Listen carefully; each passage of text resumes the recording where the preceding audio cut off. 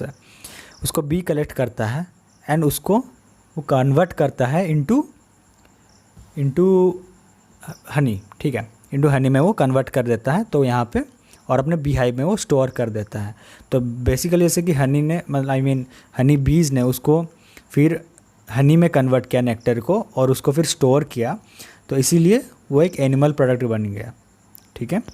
सो यहाँ पे third number point में मिल्क, हाँ ठीक है, थर्ड नंबर पॉइंट में milk and product of milk like cheese, yoghurt, butter milk, ghee is obtain from milk producing animal cow and buffalo, ठीक है। मिल्क जो है वो तो एक एनिमल प्रोडक्ट है ही, हम सब जानते हैं, क्योंकि गाय और बफेलो हमको दूध देती है, ठीक है। बट जो बटर, चीज़, क्रीम और घी है वो क्या है, कोई बोल सकता है? वो भी एक एनिमल प्रोडक्ट ही है, ठीक है, जो हम डे टू डे लाइफ में एज ए फूड यूज़ ही करते हैं। जो घी है उसको एज ए ऑयल भी यूज़ किया जाता है। हाँ, यहाँ एक क्वेश्चन है, अगर कोई आपको पूछे कि जो मतलब एक एनिमल प्रोडक्ट ऐसा बताओ जो एज ए ऑयल यूज़ होता है, तो आप घी का एग्जांपल दे सकते हैं वहाँ पे, ये आप याद रखिए, ठीक है। सो अभी चलिए नेक्स्ट सब टॉपिक पे चलते हैं, what do animal eat. So animal क्या खाते हैं? प्लांट्स तो हो गया कि हाँ प्लांट, उसके बारे में बाद में पढ़ेंगे, चैप्टर्स हैं उसके बारे में। सो यहाँ पे हम पढ़ लेते हैं what do animal eat. Classification of animals based on nutrition, ठीक है। हम एनिमल क्या क्या खाते हैं उसी के ऊपर, मतलब उसी को लेकर बेसिकली एनिमल्स को 3 टाइप्स में क्लासीफाई किया गया है, ठीक है, 3 टाइप्स में क्लासीफाई किया गया है। सो बेसिकली फर्स्ट टाइप जो है वो है हार्बीवर, सेकंड टाइप जो है वो है कार्निवर, थर्ड टाइप जो है वो है ओमनीवर, ठीक है। मैं सिंगुलर वाला बोल दिया, अब अगर आप प्लूरल वाला सुनेंगे तो वो होगा हार्बीवोरस, कार्निवोरस एंड ओमनीवोरस। तो चलिए हार्बीवोरस से स्टार्ट करते हैं। हार्बीवोरस क्या है? मतलब ऐसे एनिमल क्या चीज़ें खाते हैं। Herbivorous are the animals which eat only plant and plant products, ठीक है, प्लांट और प्लांट के जो प्रोडक्ट्स हैं उसको ही बस खाते हैं।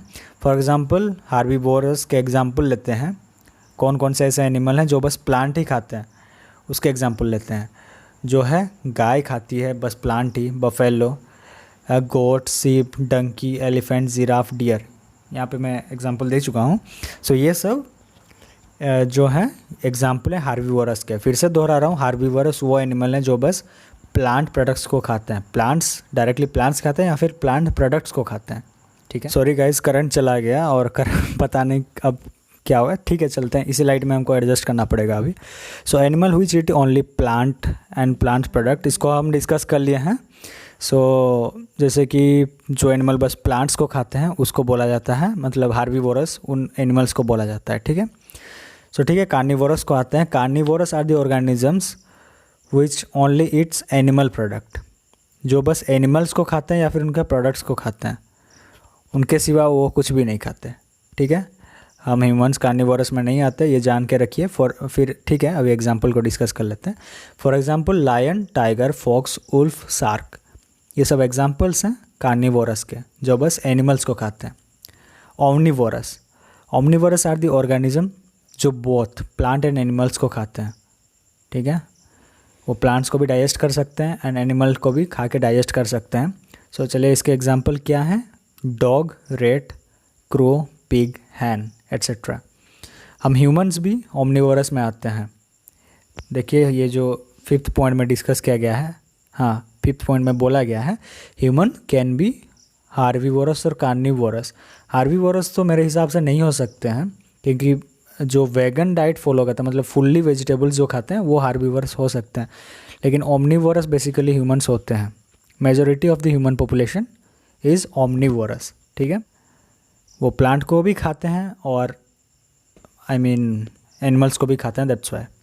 यहाँ आपको कुछ एग्जांपल मिल गए हैं, ये एग्जांपल ऑफ हार्बीवोरस, जहाँ पे ये एक बफेलो भाग रहा है, कैमल है, काऊ है, डियर, एलिफेंट, सिप, ये सब हार्बीवोर के हैं। और यहाँ कुछ कार्निवोर्स के एग्जांपल हैं, टाइगर, लायन, फॉक्स, शार्क, ये सब दिया गया है।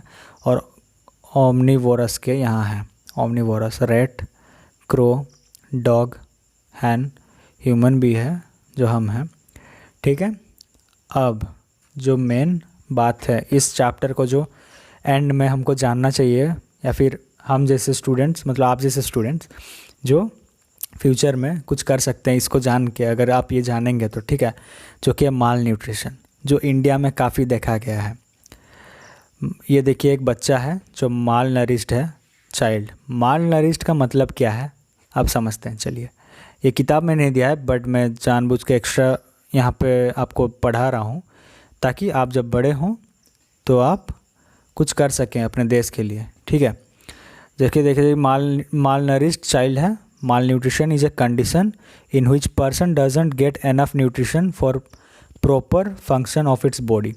एक इंसान जब मतलब जो नॉर्मल एक खाना चाहिए उतना उसको जब एक खाना नहीं मिलता है तब वो माल न्यूट्रिशन का शिकार होता है, कुपोषण का शिकार होता है तब, और उसका बॉडी एक डिफॉर्म तरीके से बन जाता है। आई मीन देख सकते हैं ये बच्चा कैसा है। So this may be due to if a person do not get enough food.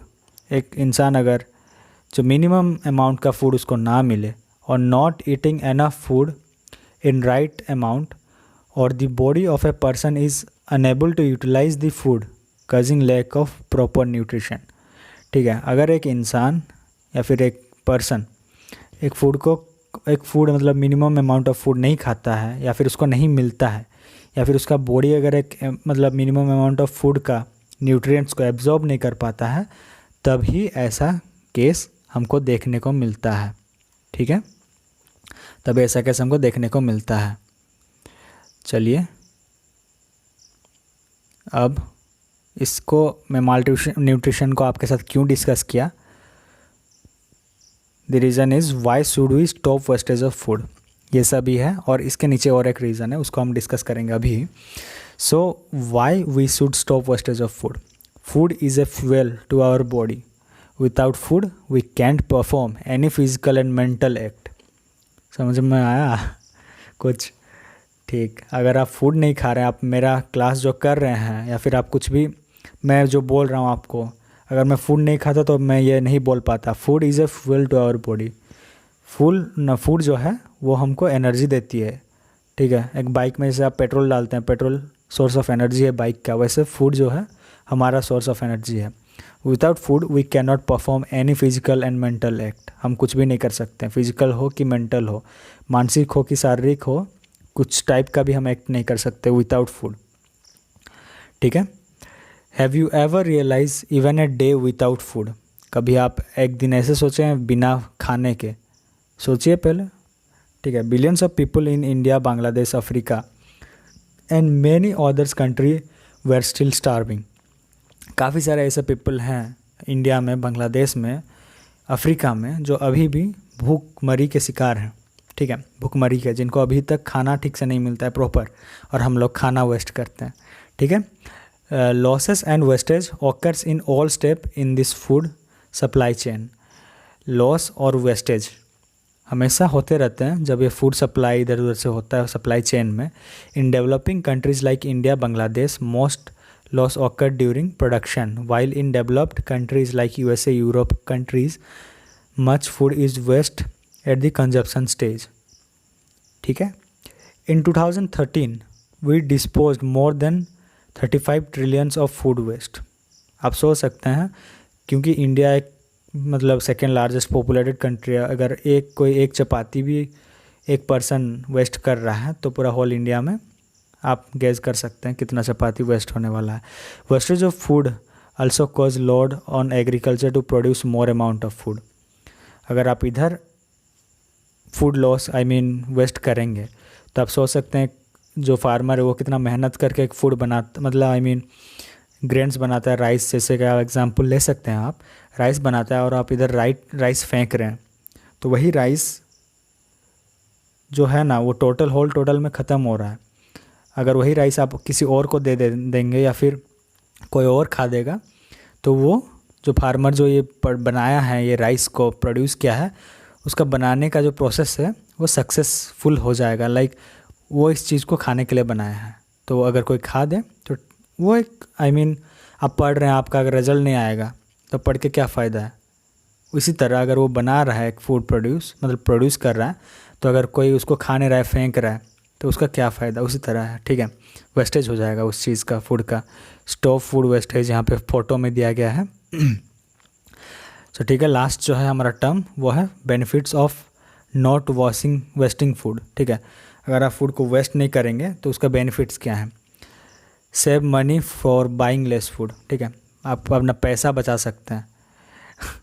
ये किताब में नहीं दिया है ये वाला पॉइंट। ठीक है, सेकंड वाला पॉइंट जो है, due to disposal of food large amount of methane is released and methane gas contribute in global warming. ठीक है, जो मीथेन गैस है, हम जब किसी भी फूड को फेंकते हैं तो वो सड़ता है, जब वो सड़ता है तब वो मीथेन गैस प्रोड्यूस करता है। ठीक है, जो कि ग्लोबल वार्मिंग क्रिएट करता है। Third point, conserves energy and resources. हम एनर्जी एंड रिसोर्सेस को कंजर्व करते हैं। प्रिवेंटिंग पोल्यूशन, पोल्यूशन को हम अगर फूड वेस्ट नहीं करेंगे तो हम पोल्यूशन को भी प्रिवेंट कर रहे हैं। Involving in the growing, manufacturing, transporting and selling food. Energy को हम कैसे बचा रहे हैं, आपको यहाँ पता चल गया। Growing, manufacturing, transporting and selling, इन सारे प्रोसेस में कुछ तो एनर्जी भाई इन्वॉल्व होता होगा ना बच्चों। तो उसी के चलते हम आप एग्जांपल दे रहे हैं। ठीक है, आप अगर फूड को बचाएंगे, आप उसको उसी फूड को बाद में आप सोच लिए फुटबॉल खेल के आए, तो फिर उसको एक फूड को आप बचा के रखे थे, उस फूड को आप फिर खा लिए, तो आपको उसके बदले कुछ एनर्जी मिला। अगर वहाँ पे आपके पास फूड ना हो तो आपको वहाँ एनर्जी नहीं मिलेगा और आप एनर्जी को वेस्ट कर रहे हैं। तो यहाँ पे एक बेनिफिट है कि आप बचा के रखे फूड को और उसको खाएं बाद में, तो वो कंजर्व रहा वो एनर्जी थोड़ी देर में, फिर आप उसको खा लिए। फोर्थ पॉइंट, कंफ्यूज नहीं करूँगा ज़्यादा। Fourth point, supports community by providing donated food that would have otherwise gone to waste. ठीक है, अगर आपके घर में या फिर आप एक कम्युनिटी को सपोर्ट कर सकते हैं कि मतलब अगर आप कुछ फूड नहीं खा पा रहे हैं, आपके घर में 2-3 चपाती बच जा रहा है, तब आप एक मतलब अपने सोसाइटी में जो गरीब लोग हैं उनको आप अपना फूड दे सकते हैं। जो भूखे हैं उनको आप अपना फूड दे सकते हैं, जो चाहते हैं वो आपसे लेके खा सकते हैं। ठीक है, थिंक, ईट एंड सेव। इसीलिए इस चैप्टर का जो महत्व है वो यही है कि आपको फूड के बारे में जानना है। फूड क्या है, किससे बनता है, कहाँ से आता है, और फूड को आप कैसे बचाएं, आप वेस्ट ना करें। रिसेस में आप जाते हैं, फूड को इधर उधर फेंक देते हैं, कोई के बच्चा खाता नहीं है, वैसे ना करें, खाएं। ठीक है, अगर आपको वीडियो अच्छा लगा तो प्लीज़ लाइक करें, अपने फ्रेंड्स के साथ शेयर करें, क्योंकि मैं नहीं चाहता कि मेरी जो मेहनत है वो बेकार जाए, और इस मेहनत से कोई बच्चा अगर सीख सके तो मुझे काफ़ी खुशी मिलेगी। अगर आपको कोई भी डाउट हो आप कमेंट सेक्शन में बेझिझक पूछ सकते हैं। चलिए मिलते हैं नेक्स्ट वीडियो में।